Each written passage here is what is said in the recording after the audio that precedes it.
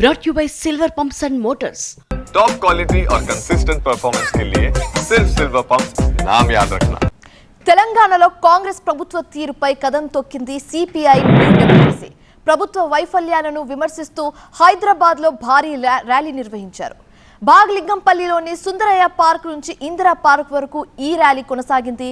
ప్రజా ర్యాలీ కోసం వందలాది మంది పార్టీ కార్యకర్తలు తరలివచ్చారు. అయితే 15 నెలలు ఇచ్చిన హామీలు అమలు చేయడంలో కాంగ్రెస్ విఫలమైందని విమర్శించారు. ప్రజల డిమాండ్లు అందుకే ప్రజాస్వామిక వాతావరణం కల్పించాలి. ఈ ప్రజా ఉద్యమంలో కలిసి వచ్చే శక్తులన్నీ కూడా కలిసి రావాలని విజ్ఞప్తి చేస్తున్నాం.